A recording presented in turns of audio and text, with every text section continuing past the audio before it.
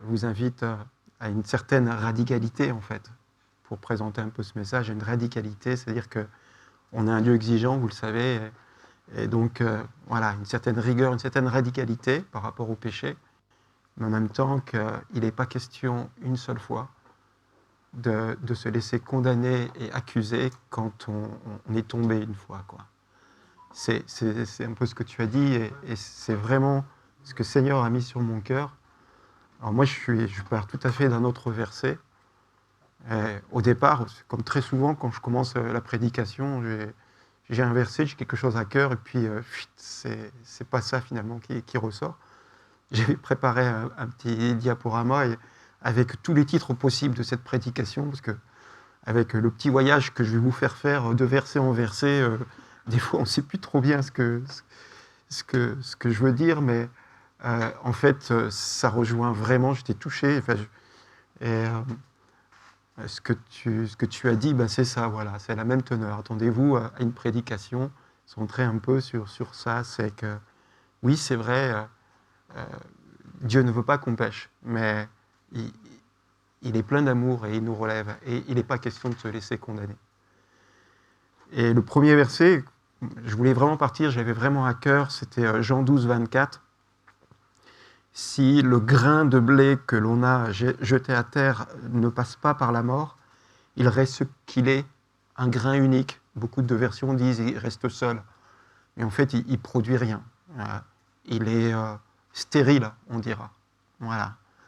On peut revenir un siècle. Vous savez, si on prend un grain de blé et qu'on le pose comme ça, sans l'arroser, puis sans chaleur, on peut revenir un siècle après, il restera toujours ce grain de blé, tout seul. C'est ça un peu ce que dit. Et la parole elle continue, c'est Jésus qui parle et qui dit, par contre, si le grain meurt, il porte du fruit en abondance.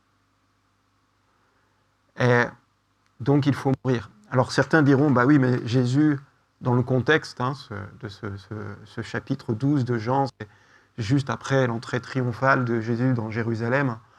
Et puis il y a des prosélytes juifs, ils sont, non, c'est pas des prosélytes juifs, c'est de la diaspora juive qui parle le grec, qui demande un entretien avec Jésus. Puis Jésus, et son disciple Philippe vient le voir et dit, Jésus, il y a des gens qui veulent venir te voir, tu peux. Et puis, comme bien souvent, Jésus ne répond même pas. Et il sort ces paroles. Il dit, l'heure est maintenant venue où le Fils de l'homme va entrer dans sa gloire. Et après, il dit vraiment, je vous l'assure, si le grain de blé voilà, qu'on a jeté à mort ne passe pas par la mort, ne meurt pas, en beaucoup de versions, que je vous ai lu à l'instant, il reste stérile en fait. Et s'il meurt, il porte du fruit en abondance. Alors on dit, bah oui, mais Jésus parle pour lui parce qu'il est en train d'annoncer sa mort. Effectivement, c'est ce qui va se passer. C'est que lui, il va mourir et du fruit de sa mort vont naître, de sa mort vont naître un fruit, une abondance extraordinaire, le salut pour des millions et des millions de personnes. Et on pourrait dire, bah voilà, ça c'est les paroles de Jésus, mais moi, est-ce que ça me concerne ça ? Sauf que 2 versets plus loin, Jésus dit au verset 26, eh bien, il dit, si quelqu'un veut être à mon service, il devra me suivre et passer par le même chemin que moi. Et la question qu'on peut se poser aussi derrière ça, c'est une petite aparté, mais un enchaînement logique, moi j'aime bien les enchaînements logiques, c'est est-ce que vous voulez glorifier Dieu dans votre vie ? Pourquoi êtes-vous né ? Êtes-vous né pour vivre de ce que ce monde, cette terre a à vous offrir, ou pour aller plus loin ? Êtes-vous né pour, comme vient de dire Jean-Bernard, mais imaginez-vous plus tard, dans le ciel, votre vie éternelle, c'est de glorifier Dieu. Et donc, quand on est chrétien, normalement, on comprend que le but ultime de notre vie, c'est de glorifier Dieu. Et donc, la question que je voudrais vous poser ce matin, mais c'est est-ce que vous voulez glorifier Dieu ? Écoutez, je pense qu'il y a beaucoup de manières de répondre à cette question, ce que dit Jésus pour ce que c'est que glorifier Dieu, mais en tout cas, moi j'ai une parole qu'il a dite dans Jean 15, 8, verset 8, « Si vous produisez du fruit en abondance, et qu'ainsi vous devenez vraiment mes disciples. » Ça c'est intéressant aussi, son petit aparté.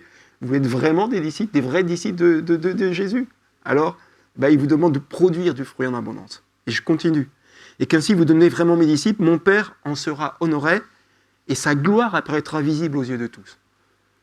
Ce que dit ce verset, c'est que si vous voulez glorifier Dieu, eh bien Jésus vous dit que vous devez produire du fruit en abondance. Et si je remonte comme un petit saumon à la source de ça, du premier verset que j'ai dit, si le grain meurt, il produit du fruit en abondance. Autrement dit, si vous ne mourrez pas vous-même, vous ne produirez pas du fruit en abondance. Et vous ne pourrez pas glorifier Dieu. Donc, conclusion de cet enchaînement logique, si vous voulez glorifier Dieu, il faut mourir à soi-même. Alors, qu'est-ce que ça veut dire, ça, mourir à soi-même?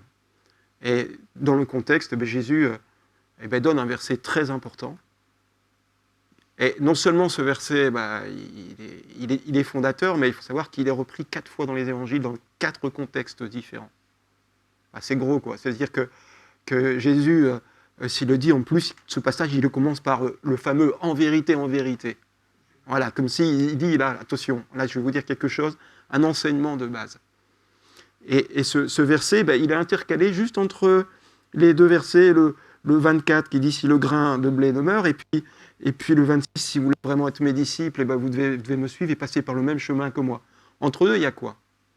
Il y a le verset 25. Et le verset 25, c'est, je vais vous le lire directement sur ma Bible. « Celui qui est attaché à sa vie propre la perdra, mais celui qui fait peu de cas de sa vie en ce monde la retrouvera pour la vie éternelle. » Ça, il le dit 4 fois. Il le dit une fois dans Matthieu 10, et dans Luc 9, Luc 23, et puis il le dit ici, quoi. Et à chaque fois, c'est des contextes différents, je vous l'avais dit. C'est un enseignement.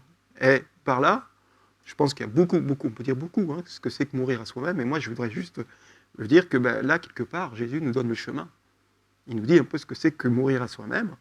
Et c'est vrai que, voilà, quand on prend ce verset, on dit, celui qui est attaché à sa propre vie la perdra. Et je vais faire juste une petite aparté par rapport à mes précédentes prédications, pour appuyer un peu le clou sur ce que je disais aussi sur les séductions de l'Église.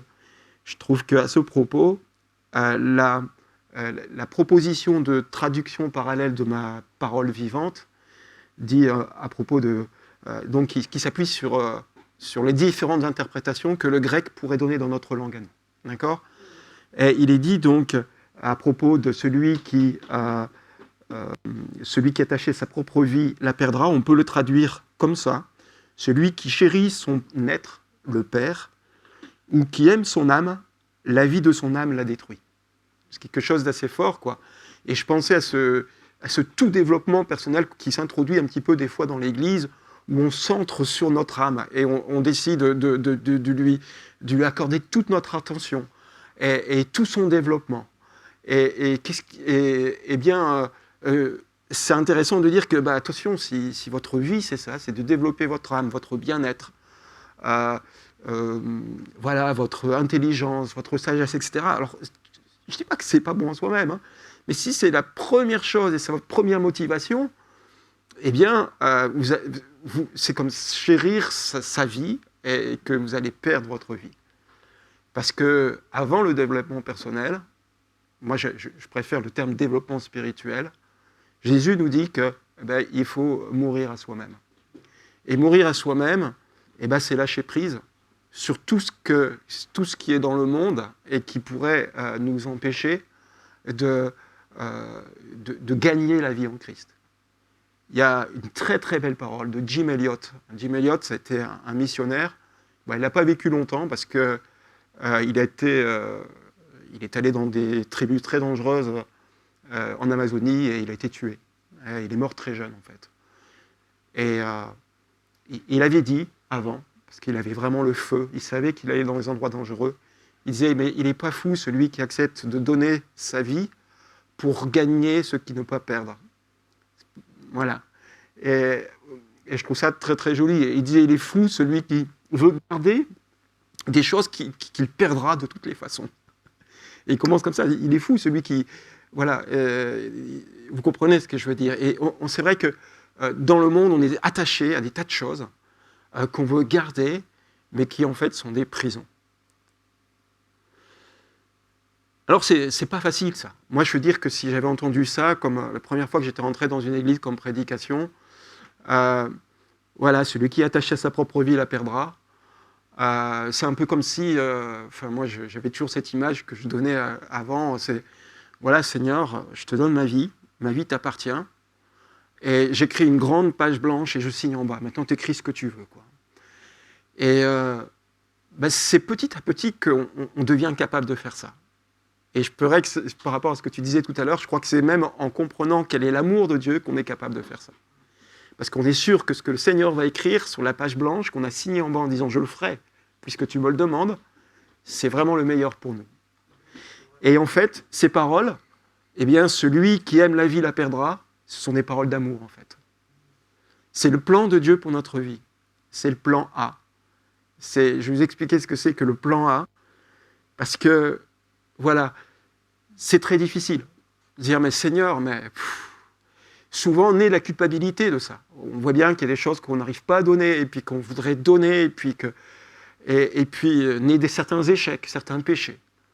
Et puis, vous savez, l'ennemi va venir et va nous accuser. Et ça, c'est pas bon. Et ça, c'est pas le message de l'Évangile, ça. Par contre, le message de l'Évangile, c'est aussi que Jésus est très radical dans sa façon de nous dire comment nous devons vivre. Est très radical en matière de sainteté.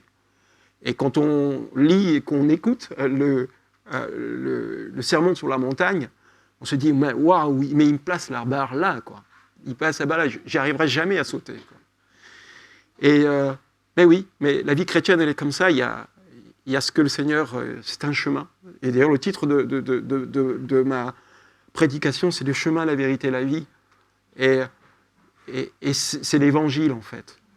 Et savez-vous que les personnes, en moyenne, et ça va peut-être vous attrister, hein, mais il ne faut pas se mentir, les personnes, en moyenne, les plus angoissées, c'est les chrétiens.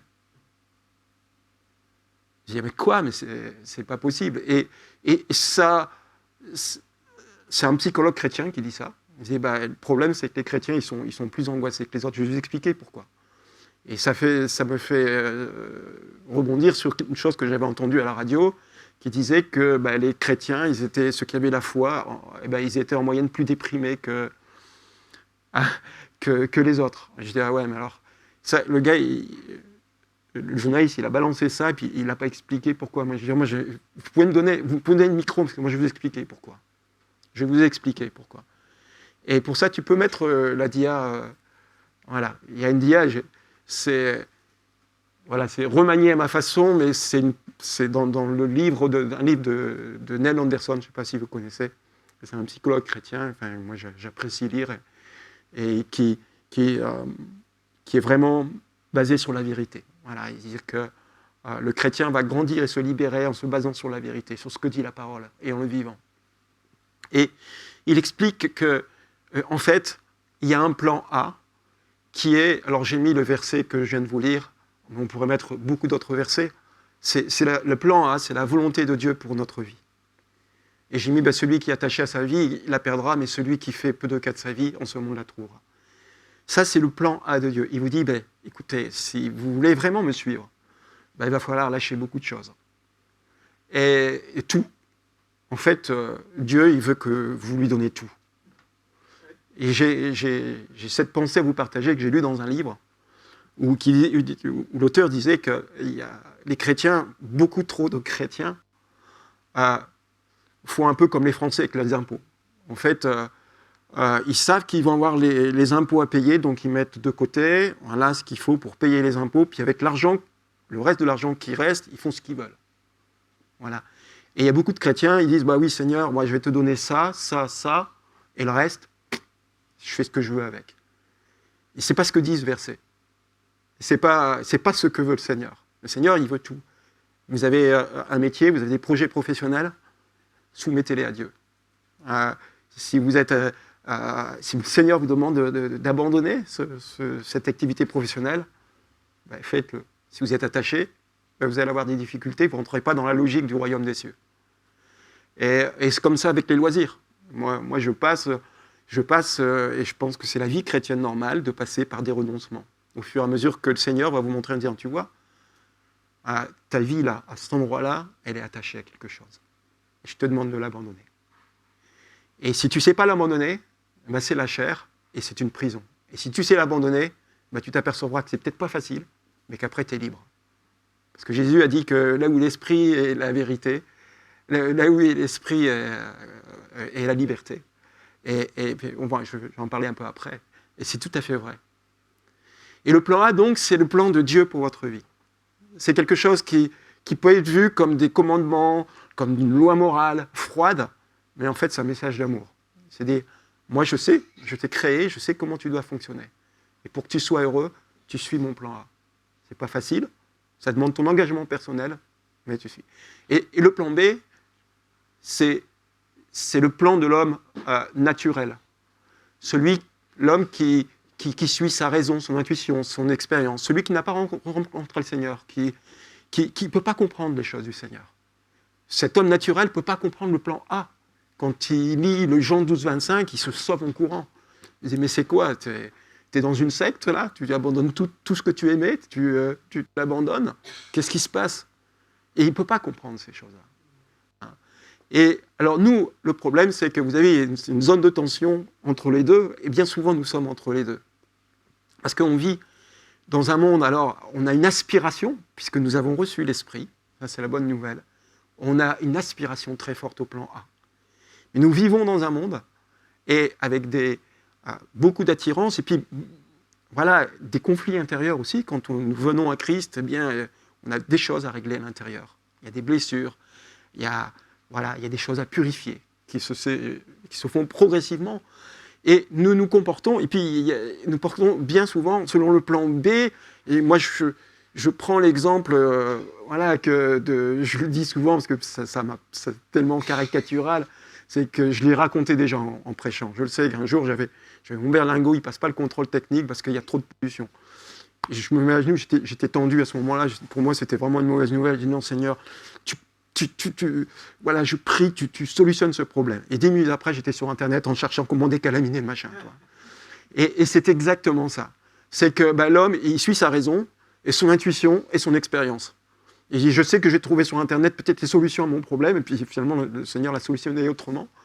Et voilà. Et ça, c'est nous sommes en tension, nous avons beaucoup de choses à disposition, nous vivons dans un monde très confortable aussi. Je pense que le chrétien... c'est une façon de voir les choses, il y a plein de façons de voir les choses. Il y a aussi l'ordre du démoniaque, etc. Mais il est souvent attaqué soit de l'intérieur, soit de l'extérieur. Les attaques extérieures, je pense à l'Église persécutée. Et c'est vrai que les gens qui vivent vraiment dans un endroit où ils sont persécutés, ils n'ont pas trop d'attaques de l'intérieur parce qu'ils ne peuvent pas se laisser prendre par l'intérieur. Ils sont tellement focalisés par la survie, je dirais. Soit ils sont en prison, soit ils sont battus, soit ils doivent renier, ils savent que leur vie est en danger. Ils sont parfois privés de toit, tous les besoins fondamentaux de ces gens-là sont mis en danger et eux, je pense que leur combat, il est là. Et nous, on a un autre combat, c'est que nous sommes en sécurité, nous avons un toit, nous avons une maison, et le combat vient de l'intérieur, il vient du confort, de toutes ces choses que nous propose ce monde, et de toutes ces tentations, y compris, je reviens encore sur le développement personnel, sur le bien-être, on cherche ça, l'éradication absolue de la souffrance et de toutes les contraintes. Voilà, c'est la définition du monde libre par le plan B de l'homme naturel. Voilà. Mais ce n'est pas ce que veut Dieu pour nous. Il veut une autre liberté. Et cette liberté, eh bien, il veut que nous la conquérons, c'est vrai que par nous-mêmes, en vivant ce verset 12-25, celui qui est attaché à sa vie la perdra, et celui qui fait peu de cas de sa vie, en ce monde la trouvera. Alors, mais comment je fais, moi?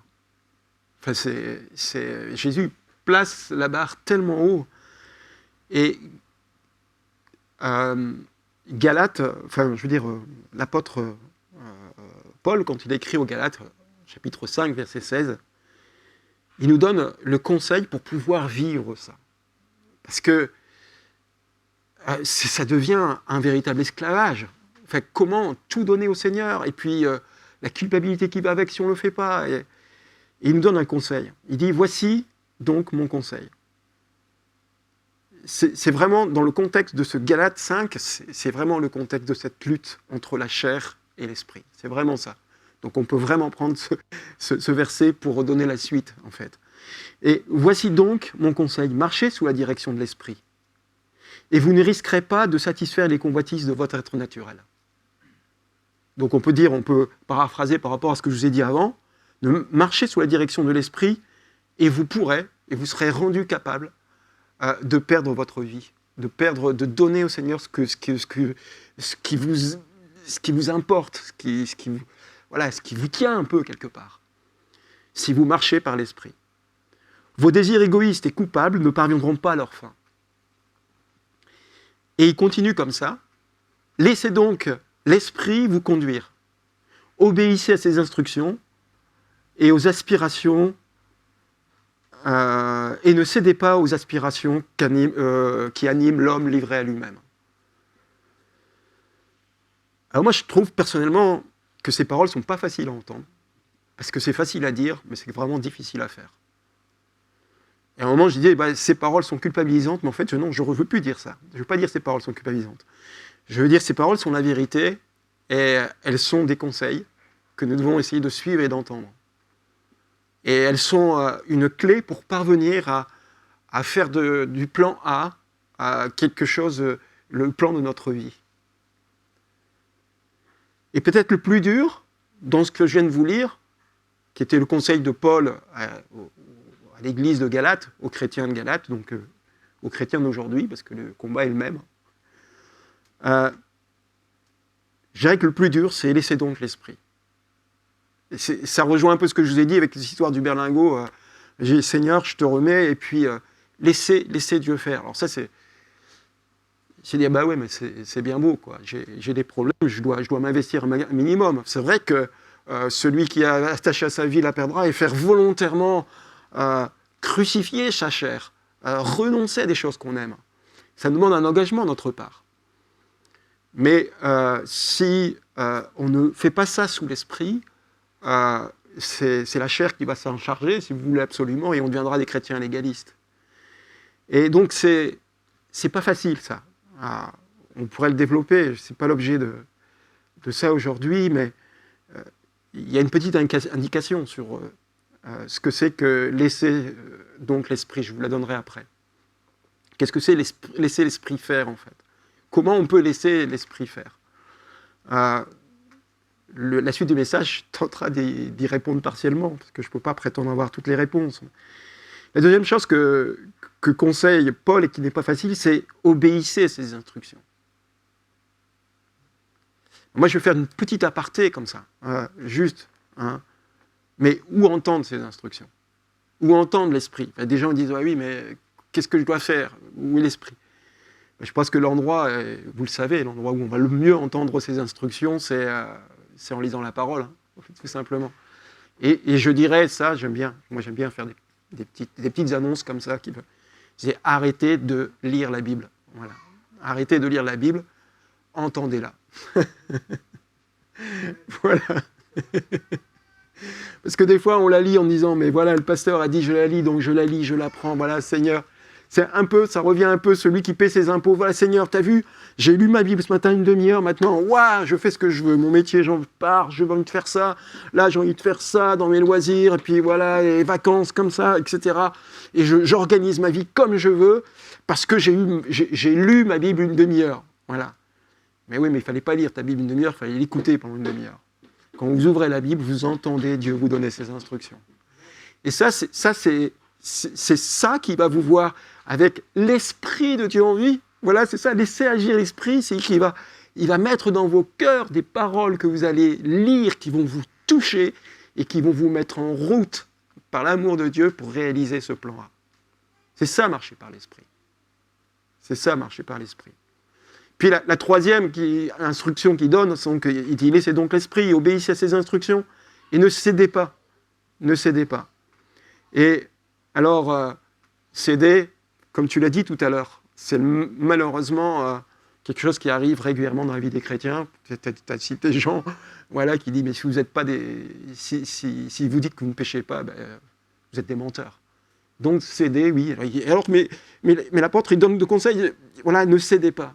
Mais moi, je vais vous dire, oui, ne cédez pas. Luttez, combattez.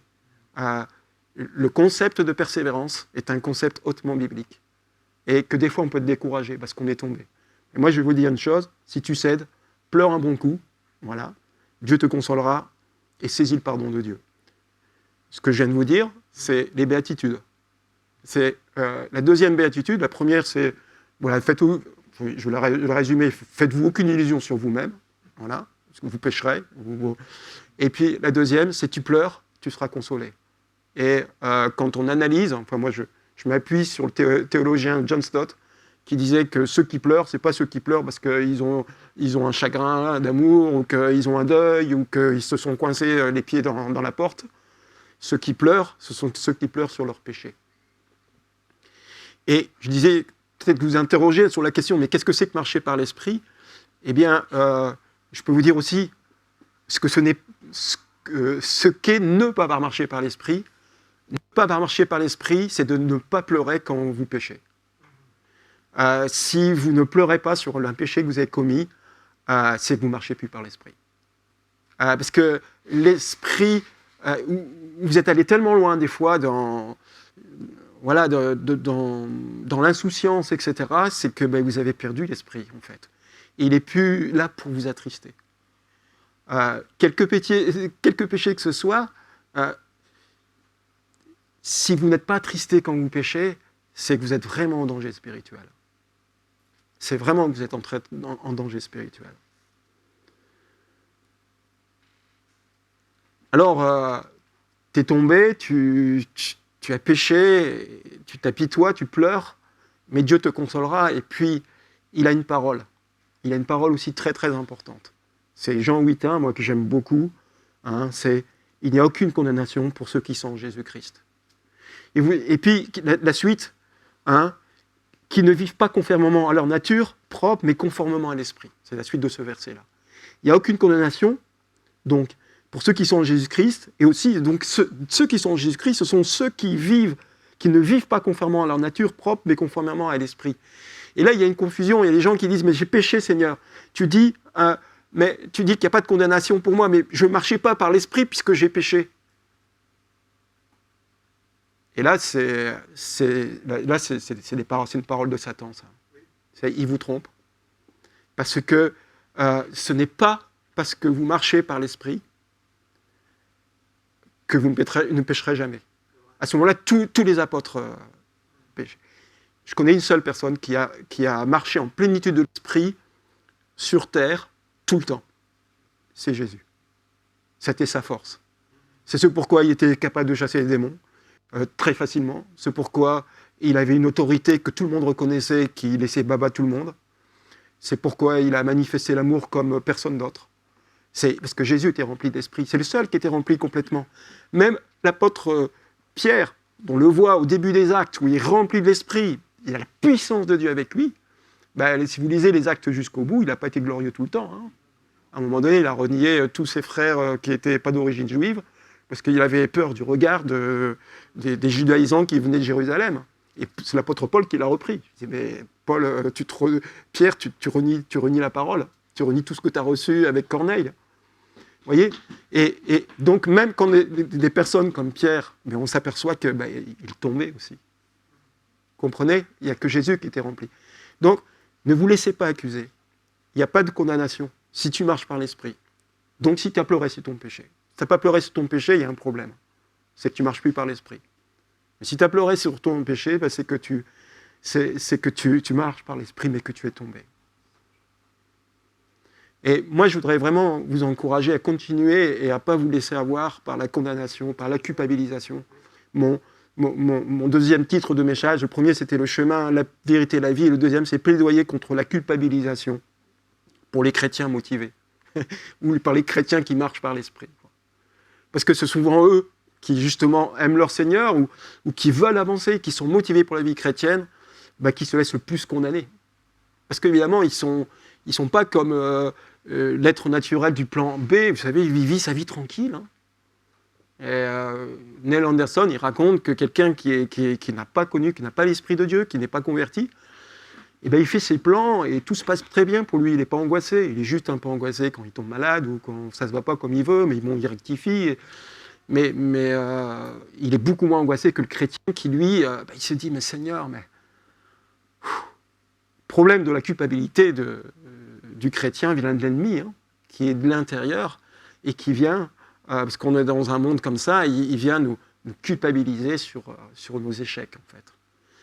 Et ne vous laissez pas culpabiliser. Alors vous me direz, mais oui, mais moi j'ai péché et je ne veux pas, et ça m'attriste, etc. Et moi je dirais, je veux reprendre un message que je donnais il n'y a pas longtemps, c'est ne perdez pas de vue non plus que la vie chrétienne, il y a un concept qui est très important, c'est une vie de progrès. Voilà. Et que le Seigneur vous rendra vainqueur. Il y a des versets de la Bible aussi qui disent quand on tombe, on se lève, on est plus fort. Et que la vie, ça je reprends le titre, c'est un chemin. Jésus, la vérité, le chemin, la vérité, la vie, on ne va au Père que par lui, hein, il continue comme ça, ce verset-là. Et je vais reprendre, donc c'est un chemin, et un chemin suppose un départ et une arrivée et une progression. Voilà. Et vous êtes juste en train de progresser. Parce que l'amour du Seigneur vous porte, et il ne vous lâchera pas. Il est avec nous tous les jours. Et il y a une belle parole qui ressemble un petit peu à il faut que le grain meure. C'est dit par Jean-Baptiste. Il faut qu'il croisse et que je diminue. Et vous voyez, c'est un processus. Que Jésus croisse en nous, que l'Esprit croisse en nous, que voilà, petit à petit, on cède et, quand il nous le demande, et qu'on acquiert de la liberté, parce qu'on devient de plus en plus libre. Et c'est une action progressive et un chemin. Et cette parole, elle est très belle, elle est dite quand même par Jean-Baptiste, hein, dont Jésus disait qu'il a été quand même le plus grand des hommes. Alors, on peut le croire. Et c'est beau ce qu'il dit quand même. Il faut qu'il croisse et que je diminue. Jean-Baptiste, il avait un aura, il aurait pu s'attacher à son image, à son développement personnel aussi, pour mieux parler en public, toutes ces choses-là. Et il a tout compris. Et si on vit cette vérité, il faut qu'il croisse et que je diminue, ben c'est un chemin, c'est un processus. Je pense aussi à ces paroles de Paul, que j'aime beaucoup, Galates 2:20, c'est Christ qui vit sa vie. Ce que je veux, moi, c'est que Christ vit sa vie en moi. Ce n'est plus moi qui vis, mais c'est Christ qui vit sa vie en moi. C'est un verset qui est très, très intimement lié à Jean 12:25. Celui qui attache à sa vie la perdra. Et c'est là qu'on conquiert la vraie liberté. Les gens n'ont pas compris ce que c'est que la liberté en Christ, mais il va nous libérer de quoi? Il va nous libérer du péché, de tout ce qui est une entrave à notre vie pleine et entière avec Dieu. Alors j'aime bien aussi la version de Galates 5:7 que je vous ai dit tout à l'heure, hein, marcher sous la direction de l'Esprit, hein, il y a une marche. Là aussi, ça sous-entend, voilà, une progressivité. Et j'aime bien la version de Chouraki, c'est marcher dans le souffle. Je trouve ça très beau, dans le souffle de la parole. Et Romains 8, que je vous ai cité tout à l'heure, en disant il n'y a pas de condamnation pour ceux qui marchent, voilà, dans l'esprit, etc. Et je peux vous le relire, parce que c'est une clé. Voilà, c'est une clé pour dire, mais comment marcher dans l'esprit? Comment remporter de plus en plus de victoires? Puis comment ne pas se laisser avoir par le diable quand il dit laissez-vous condamner? Vous savez, on a vu un enseignement avec Anso où il disait, mais c'était Jean-Marie Ribé, il disait, mais le diable, il vous fait un croche-pied, puis quand vous êtes tombé à terre, il vous accuse en disant, mais t'es tombé, quoi. Et voilà, moi, je veux pas qu'on se laisse accuser, hein, si vous pleurez sur vos péchés. Et une clé pour marcher par l'esprit, pour progresser, qui est un concept, voilà, de victoire en victoire, de Romains 8. Je vais vous relire un peu le Romains 8 de la parole vivante.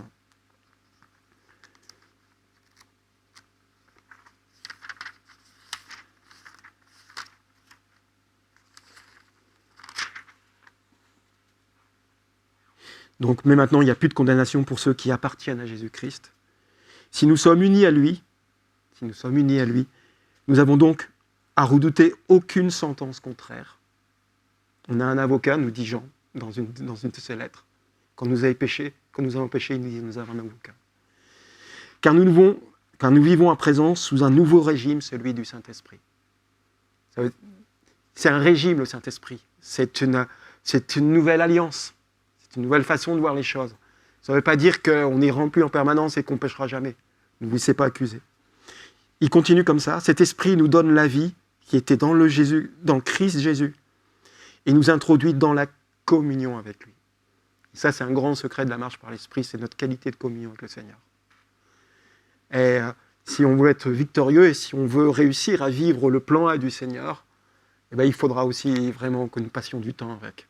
La question que j'ai envie de vous poser, mais c'est passer combien de temps avec le Seigneur chaque jour? Si on ne passe pas de temps avec nous, vous ne pourrez pas rentrer dans le plan A complètement. Vous allez perdre du temps et vous allez pleurer. Et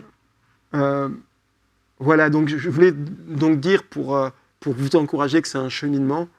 Et il y avait cette pensée aussi que la vie chrétienne est un chemin escarpé, que de temps en temps on bute, on tombe, mais on reste sur le chemin, on se relève. Et il y avait aussi dans l'enseignement qu'on a reçu avec Jean-Marie Ribé, il y a quelque chose de dramatique, c'est quand on tombe à côté du chemin. Voilà. Et ce qui peut arriver, hein, bon, c'est notre émission, ce qui peut arriver à des chrétiens, il faut faire attention. Mais nous, on tombe sur le chemin. Quand on marche par l'esprit, on ne peut pas tomber à côté du chemin. Tant qu'on est encore dans la marche de l'esprit, on ne peut pas tomber à côté du chemin. C'est juste pas possible. Il va nous avertir. Alors si on n'écoute jamais, oui, peut-être un jour on pourra tomber à côté du chemin. Donc c'est une clé. La lecture de la parole, écouter la parole, la communion avec lui. Mais ce qu'il faut surtout comprendre, c'est que, voilà, pas un de nous ne peut vaincre le péché sans l'esprit. Pas un. C'est juste pas possible. C'est pour ça que c'est écrit dans le verset que je vous ai lu tout à l'heure, laissez-le faire. Laissez marcher sous la direction de l'esprit et laissez donc l'esprit agir. Seul Dieu peut nous changer. Seul Dieu peut permettre de nous donner la force, l'intelligence et la capacité de rentrer dans le plan A. D'accord ? C'est une métanoïa, c'est une métamorphose progressive. Le papillon, lui, il ne fait rien. Hein. Il rentre, la chenille rentre, tisse son cocon et il en sort. Et c'est pas elle qui par sa propre force. Mais c'est le principe de vie qui est en elle, qui fait que, eh bien, elle devient un papillon, voilà, qui est très beau, à nos yeux et aux yeux de Dieu, et qui est libre, en fait. Et cette métanoïa, cette métamorphose, c'est Dieu qui nous l'accomplit en nous, en fait. Mais, nous dit le verset de Galates 5,16, ne cédez pas, luttez, combattez. Les chrétiens sont des résistants. Voilà. Ils n'ont pas la puissance. Ils peuvent recevoir les armes, les utiliser, qui sont des armes célestes, mais ils n'ont pas la puissance en eux. Ils sont incapables. Marcher par l'esprit, c'est recourir, c'est prendre cette force que Jésus met à notre disposition. Hein, dans Éphésiens 1, il y a cette prière que j'aime bien prier, en me disant, c'est toute cette puissance dont il dispose pour ceux qui lui font confiance. Et le verset après, il dit, mais c'est cette même puissance qui a ressuscité Jésus-Christ. Et c'est ça la vie de l'esprit en nous. Et de victoire en victoire. La vie chrétienne normale, c'est une marche avec des chutes, mais une progression. Voilà ce que j'avais à partager avec vous.